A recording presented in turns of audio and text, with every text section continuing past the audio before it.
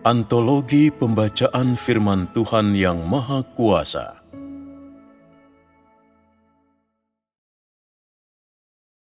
Bagaimana melayani selaras dengan kehendak Tuhan?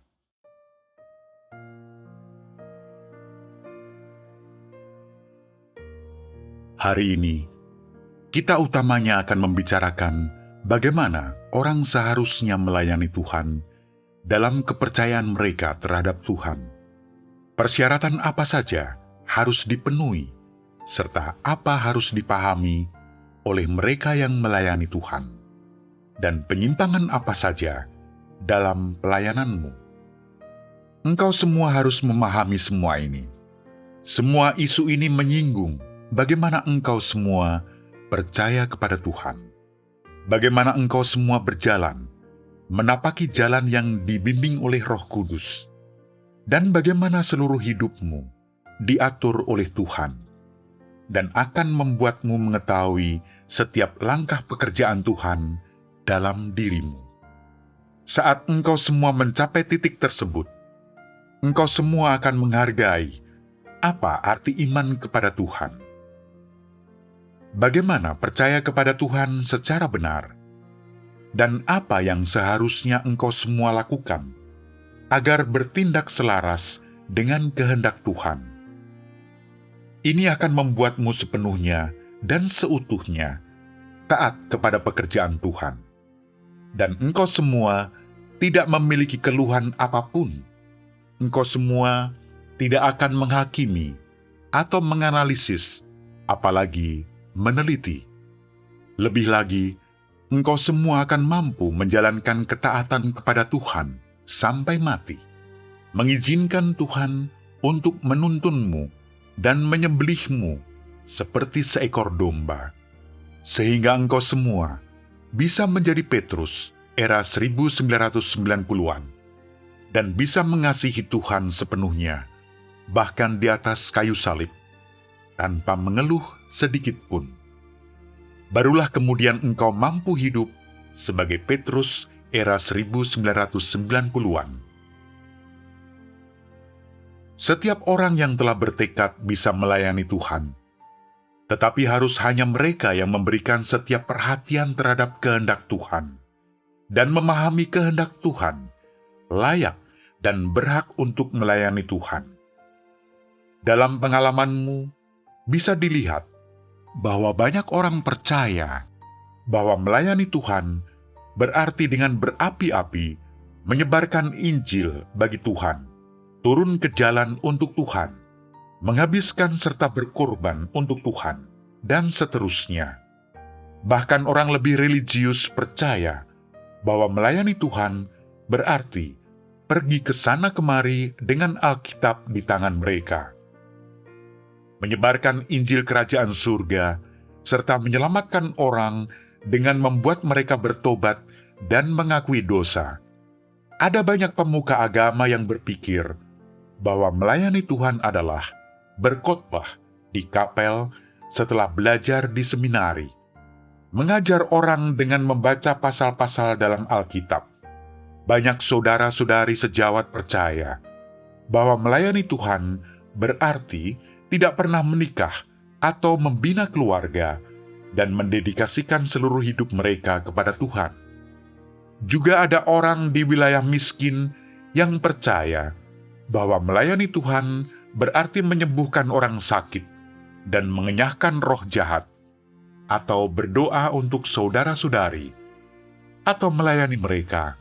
Di antara engkau semua, ada banyak yang percaya bahwa melayani Tuhan berarti makan dan minum firman Tuhan, dan berdoa kepada Tuhan setiap hari, dan mengunjungi gereja dimanapun. Juga ada orang yang berkata bahwa menjalani hidup gereja berarti melayani Tuhan. Namun, sedikit orang mengetahui apa itu arti sebenarnya melayani Tuhan. Meski ada begitu banyak orang yang melayani Tuhan seperti bintang di langit, jumlah mereka yang bisa melayani secara langsung dan mereka yang mampu melayani kehendak Tuhan sangat sedikit, sungguh kecil. Mengapa aku mengatakan ini? Aku mengatakan ini karena engkau semua tidak memahami substansi dari frasa pelayanan untuk Tuhan. Dan engkau memahami sangat sedikit bagaimana melayani kehendak Tuhan. Hari ini, kita utamanya akan membicarakan bagaimana melayani sesuai dengan kehendak Tuhan. Bagaimana melayani guna memuaskan kehendak Tuhan. Jika engkau semua ingin melayani kehendak Tuhan, engkau pertama harus memahami orang semacam apa dicintai oleh Tuhan. Orang semacam apa dibenci oleh Tuhan. Orang semacam apa dibuat sempurna oleh Tuhan. Dan orang semacam apa yang layak untuk melayani Tuhan. Engkau semua setidaknya harus dibekali dengan hal ini. Lebih lagi, engkau semua seharusnya mengetahui tujuan pekerjaan Tuhan dan pekerjaan yang akan Tuhan lakukan pada saat ini. Setelah memahami ini, dan melalui bimbingan firman Tuhan, engkau semua pertama akan masuk dan pertama menerima amanat Tuhan. Saat engkau semua benar-benar merasakan pengalaman berdasarkan firman Tuhan, dan saat engkau semua sungguh mengetahui pekerjaan Tuhan, engkau akan layak melayani Tuhan.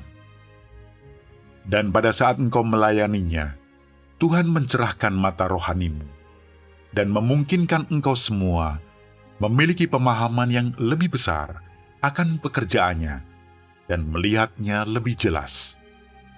Saat engkau memasuki kenyataan ini, pengalamanmu akan lebih mendalam dan nyata, dan engkau semua yang memiliki pengalaman demikian akan mampu berjalan di antara jemaat-jemaat dan membekali saudari-saudarimu, saling memanfaatkan kekuatan masing-masing untuk mengisi kekuranganmu sendiri, dan mendapatkan pengetahuan lebih kaya dalam rohmu. Hanya setelah mencapai efek ini, engkau akan mampu melayani kehendak Tuhan dan dibuat sempurna oleh Tuhan sepanjang pelayananmu. Mereka yang melayani Tuhan harus menjadi sahabat karib Tuhan. Mereka harus dicintai oleh Tuhan dan mampu menunjukkan loyalitas tertinggi kepada Tuhan. Terlepas dari apakah engkau bertindak di belakang orang atau di depan mereka, engkau mampu memperoleh sukacita Tuhan di hadapan Tuhan. Engkau mampu berdiri teguh di hadapan Tuhan. Dan terlepas dari bagaimana orang lain memperlakukanmu, engkau senantiasa menapaki jalanmu sendiri dan memberi setiap perhatian pada beban Tuhan. Hanya inilah sahabat karib Tuhan. Bahwa sahabat karib Tuhan mampu melayaninya secara langsung adalah karena mereka telah diberi amanat agung Tuhan dan beban Tuhan. Mereka mampu menjadikan hati Tuhan seperti milik mereka sendiri dan beban Tuhan seperti beban mereka sendiri. Dan mereka tidak banyak berpikir apakah mereka memperoleh atau kehilangan masa depan. Bahkan bila mana mereka tidak memiliki masa depan, dan mereka tidak akan mendapat apapun, mereka senantiasa akan percaya kepada Tuhan dengan hati penuh kasih. Maka orang semacam ini adalah sahabat karib Tuhan. Sahabat karib Tuhan juga adalah orang kepercayaannya. Hanya orang kepercayaan Tuhan bisa berbagi keresahannya, juga keinginannya, dan meski daging mereka sakit dan lemah, mereka mampu menanggung rasa sakit dan meninggalkan apa yang mereka cintai demi memuaskan Tuhan. Tuhan memberi beban lebih banyak pada orang tersebut, dan apa yang Tuhan akan lakukan diungkapkan melalui orang-orang ini. Dengan demikian, orang-orang ini dicintai oleh Tuhan. Mereka adalah pelayan Tuhan yang berkenan di hatinya. Dan hanya orang seperti ini bisa memerintah bersama dengan Tuhan. Saat engkau benar-benar telah menjadi sahabat karib Tuhan, adalah saat engkau benar-benar akan memerintah bersama dengan Tuhan. Yesus mampu menunaikan amanat Tuhan, pekerjaan penebusan semua umat manusia, karena Dia memberi setiap perhatian pada kehendak Tuhan, tanpa rencana dan pertimbangan pribadinya. Jadi, Dia juga sahabat karib Tuhan, Tuhan sendiri. Sesuatu yang engkau semua pahami dengan sangat baik. Sebenarnya, Dia adalah Tuhan sendiri yang diberikan kesaksian oleh Tuhan.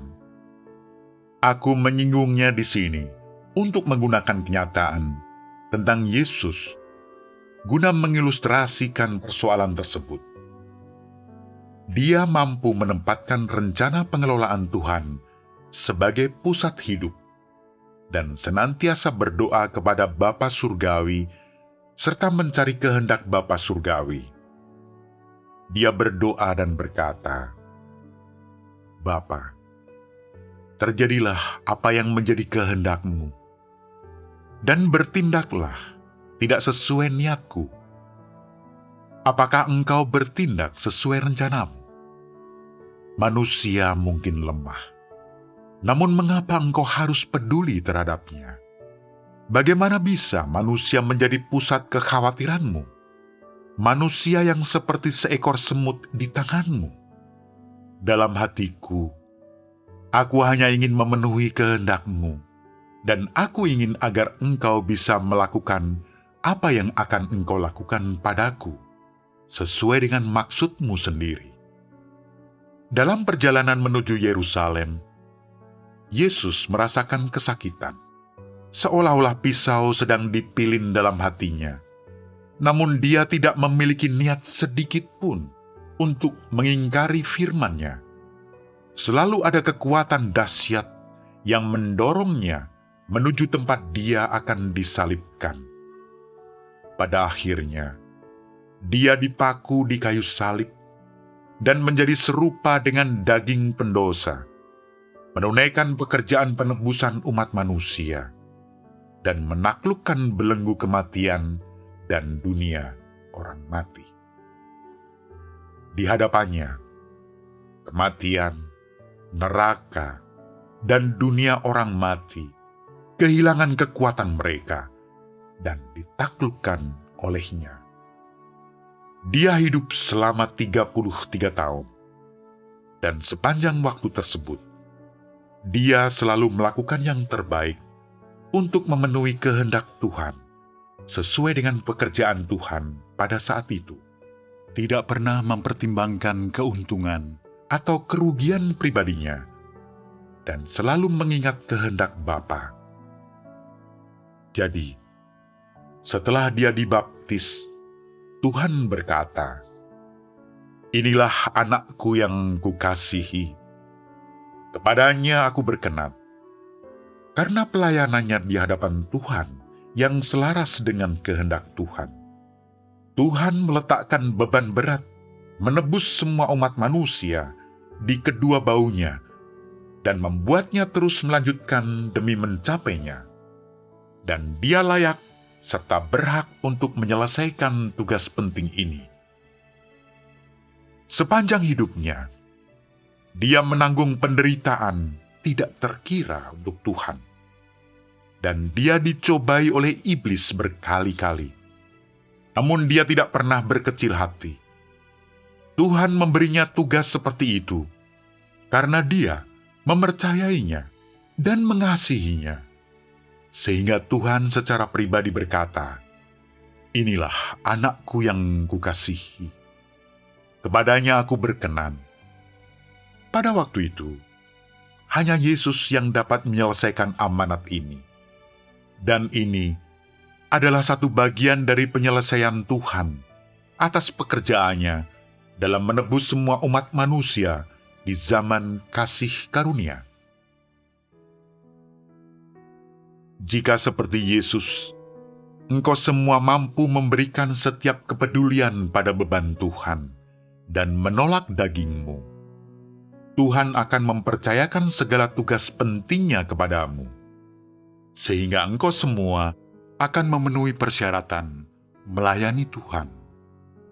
Hanya dalam keadaan seperti itu, engkau akan berani berkata bahwa engkau semua melakukan kehendak Tuhan dan menyelesaikan amanatnya. Hanya dengan begitu, engkau semua akan berani mengatakan bahwa engkau semua benar-benar melayani Tuhan. Dibandingkan dengan teladan Yesus, apakah engkau berani mengatakan bahwa engkau adalah sahabat karib Tuhan? Beranikah engkau berkata bahwa engkau melakukan kehendak Tuhan? Beranikah engkau berkata bahwa engkau benar-benar melayani Tuhan?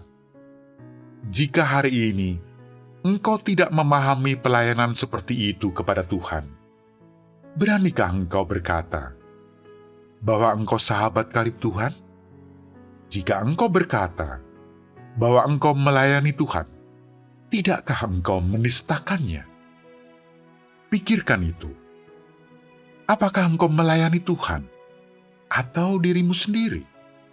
Engkau melayani iblis. Namun engkau dengan keras kepala berkata, engkau melayani Tuhan. Dalam hal ini, tidakkah engkau menistakan Tuhan? Banyak orang di belakangku mendambakan berkat status. Mereka melahap makanan sendirian. Mereka suka tidur dan memberi perhatian kepada daging. Selalu takut bahwa tidak ada jalan keluar dari daging. Mereka tidak melakukan fungsi normal mereka di gereja dan makan gratis, atau menegur saudara-saudari mereka dengan firman-Ku. Mereka berdiri tinggi di atas dan mengatur orang lain. Semua orang ini terus berkata bahwa mereka melakukan kehendak Tuhan. Mereka selalu berkata bahwa mereka adalah sahabat karib Tuhan. Bukankah ini absurd? Jika engkau memiliki motivasi benar, tetapi tidak mampu melayani kehendak Tuhan, maka engkau bersikap bodoh. Tetapi jika motivasimu tidak benar, dan engkau masih berkata engkau melayani Tuhan, maka engkau adalah orang yang menentang Tuhan, dan engkau patut dihukum oleh Tuhan. Aku tidak punya simpati terhadap orang semacam itu. Di rumah Tuhan, mereka makan gratis dan selalu mendambakan kenyamanan daging, dan tidak mempertimbangkan kepentingan Tuhan. Mereka selalu mencari apa yang baik untuk mereka. Mereka tidak menghiraukan kehendak Tuhan. Semua yang mereka lakukan tidak dipandang oleh Roh Tuhan.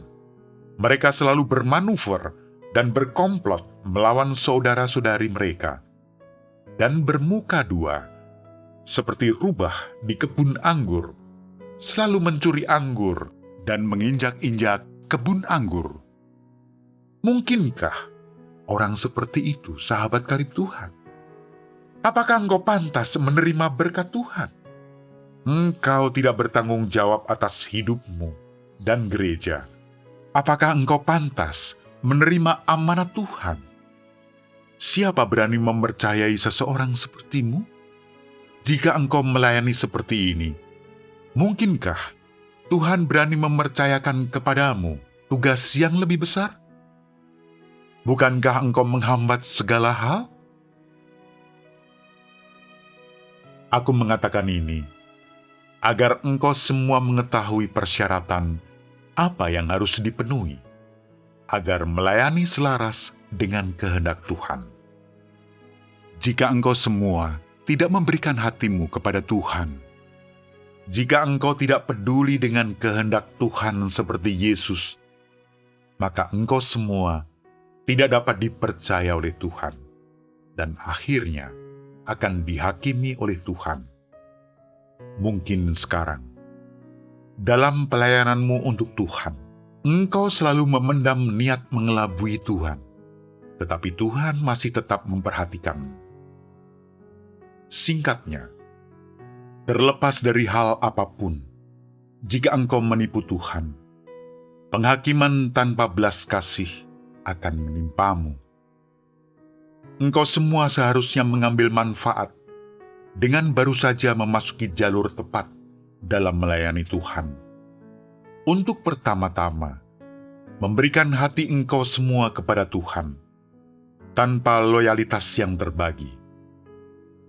Terlepas dari apakah engkau berada di hadapan Tuhan atau di hadapan orang lain, hatimu harus selalu menghadap Tuhan, dan engkau harus bertekad untuk mengasihi Tuhan seperti Yesus.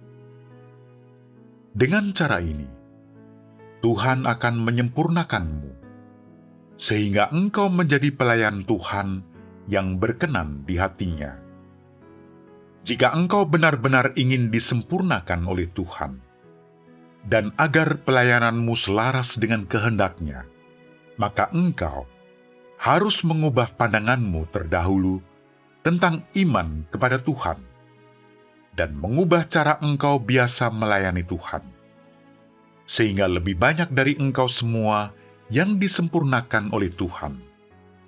Dengan cara ini, Tuhan tidak akan meninggalkanmu, dan seperti Petrus, engkau akan menjadi garda depan bagi mereka yang mengasihi Tuhan. Jika engkau tetap tidak bertobat, maka engkau akan menjumpai akhir yang sama seperti Yudas. Ini seharusnya dipahami oleh mereka semua yang percaya kepada Tuhan.